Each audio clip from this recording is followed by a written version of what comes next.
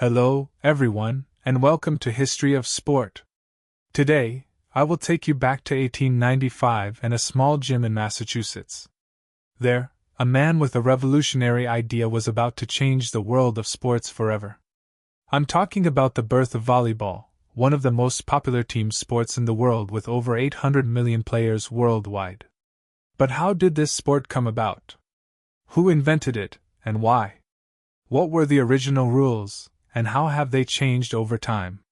Today, we will explore the story of how a tennis net and a basketball inner tube gave birth to one of the most exciting sports. If you like sports stories and want to learn incredible facts, subscribe to the channel, turn on notifications, and tell me in the comments if you play volleyball and what your best memory related to the sport is. To truly understand the birth of volleyball, we must immerse ourselves in late 19th century America. It is 1895, the height of the industrial era. American cities were growing at a dizzying pace. Factories produced goods around the clock, and millions of immigrants arrived in search of the American dream. Amid this rapid social transformation, a significant movement emerged, the Young Men's Christian Association, YMCA. Founded in London in 1844 and established in the United States in 1851, the YMCA's mission was clear: to enhance the physical, mental, and spiritual well-being of young men in urban areas. YMCA gyms became key locations for urban communities. They were not just sports centers but also real spaces for social gatherings where young workers could stay fit, socialize, and escape the harsh conditions of the factories.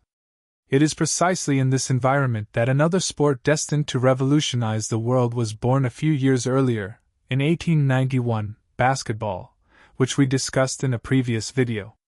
However, there was a problem. Basketball, with its physical contact, abrupt movements, and high intensity, was not suitable for everyone. We needed a sport that was dynamic yet less physical, competitive yet less violent, and engaging yet accessible to people of all ages and physical abilities. This is where our protagonist enters the scene. William George Morgan was born in Lockport, New York, in 1870. From a young age, he showed a great passion for sports and physical activity. After high school, he enrolled at Springfield College, then known as the International YMCA Training School, which trained future YMCA directors and instructors. There, Morgan was fortunate enough to study directly with James Naismith, the inventor of basketball. A professional relationship and a friendship that would last a lifetime were born between the two. Morgan was fascinated by how Naismith created a new sport based on the needs of his students. After graduating in 1894, Morgan was hired as the director of physical education at the YMCA in Holyoke, Massachusetts, just a few miles from Springfield. It was an important assignment for a 25-year-old man. Morgan throws himself into his work with enthusiasm, organizing gymnastics programs, athletics lessons, and training sessions. However, he soon realized the problem we mentioned earlier. While basketball was very popular among young people, it did not appeal to older businessmen who attended the gym. These men sought physical activity that would keep them fit without risking injury or experiencing excessive basketball fatigue. Morgan is an innovator by nature. He doesn't limit himself to offering traditional sports.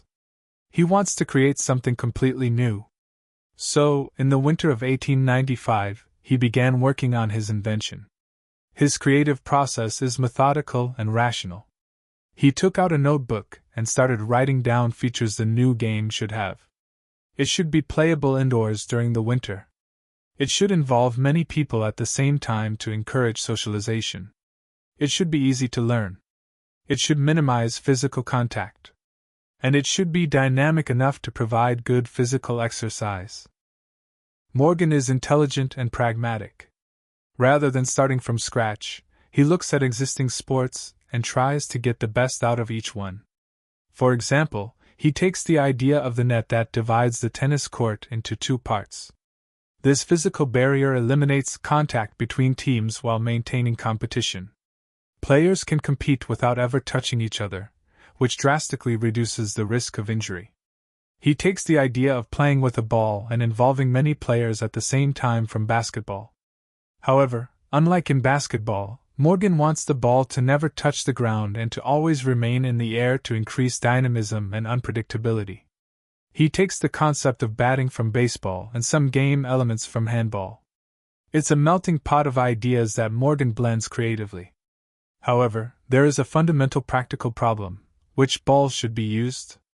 Morgan initially tries a basketball, but it's too heavy and difficult to hit and keep in the air. We need something lighter. Then, he has a brilliant idea. He uses the inner tube of a basketball as a ball. It's light and elastic. It's perfect. It's lightweight, easy to hit, and capable of bouncing unpredictably. For the net, Morgan raises the tennis net to about 2 meters, which he believes is an ideal height for allowing the ball to pass over without being too difficult to reach. The first rules are surprisingly simple. The field is divided into 2 halves by the net. Teams can have any number of players. The goal is to drop the ball into the opponent's court. You can touch the ball any number of times before sending it back over the net. There are no rotations or fixed positions. It's almost a free-for-all. Morgan calls his invention Mintonet, a name inspired by badminton. It is a tentative name, perhaps chosen in a bit of a hurry, but Morgan finds it catchy. On February 9, 1895, Morgan organized the first official Mintonet demonstration.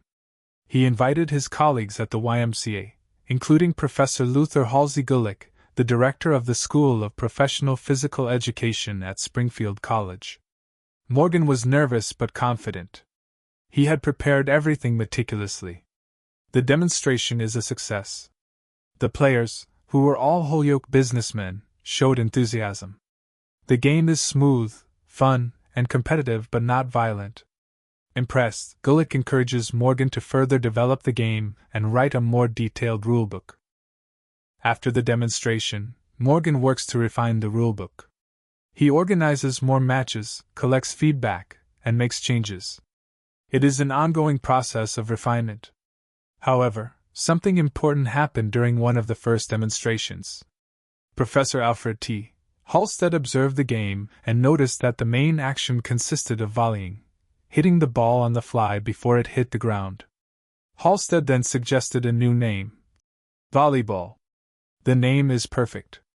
It describes the essence of the game perfectly, and is much more evocative than the generic Mintonet.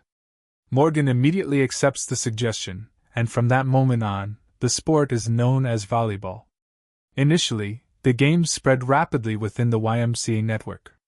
In 1896, the game was presented at the YMCA's annual Conference of Physical Education Directors in Springfield. The first official article on volleyball is published in the magazine Physical Education, giving the game national visibility. YMCA branches across the country began to adopt the new sport. It was perfect for their purposes. It was cheap, required only a net and a ball, and could be practiced in any gym. Above all, it was suitable for people of all ages. Within a few years, volleyball spread to dozens of American cities. However, the real international turning point came thanks to YMCA missionaries and educators working abroad. In 1900, volleyball arrived in Canada. In 1906, Elwood Brown, the director of the YMCA in the Philippines, introduced the game to Manila, where it quickly gained popularity. The Philippines would become one of the strongest nations in the world in volleyball, a passion that continues to this day. In 1908, a director of the YMCA once again introduced volleyball to Japan. The Japanese modified some of the rules and developed new techniques, making significant contributions to the evolution of the game. It arrived in China in 1910, Uruguay in 1913, and Europe during the First World War thanks to American soldiers. Every country that adopts volleyball contributes innovations. The Japanese introduced sophisticated defense techniques. The Brazilians developed a more acrobatic style, and the Eastern Europeans perfected team tactics. However, there's a problem. Without uniform rules, every country and gym plays with slightly different ones. Standardization is needed. In 1916, The National Collegiate Athletic Association, NCAA, published the official guide to volleyball, establishing more precise rules. Some fundamental rules were established. The court must measure 25 by 50 feet, about 7.6 by 15.2 meters. The net must be 6 feet and 6 inches high, about 2 meters, and the ball must weigh between 9 and 12 ounces, approximately 255 to 340 grams. One of the most significant changes occurred in 1920 with the introduction of the three-touch rule. Each team can touch the ball a maximum of 3 times before returning it to the opposing team's court. This rule changed the game radically, introducing a strategic and collaborative dimension that was previously missing. Thus, the concepts of the lift and the dunk were born, which would become the most spectacular elements of volleyball. During the 1920s and 1930s, volleyball evolved from a recreational activity into a competitive sport. The first YMCA National Championship was held in New York in 1922, marking the beginning of official competitions. The United States Volleyball Association, the first national organization dedicated exclusively to volleyball, was founded in 1928. This marked a pivotal moment because it signaled volleyball's separation from the YMCA and its recognition as an independent sport. However, volleyball's true global institutionalization occurred in 1947 with the establishment of the Fédération Internationale de Volleyball, FIV, in Paris. 14 nations came together to create a body that would standardize the rules and promote volleyball worldwide.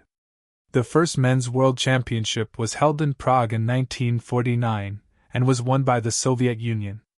The first women's world championship followed in 1952.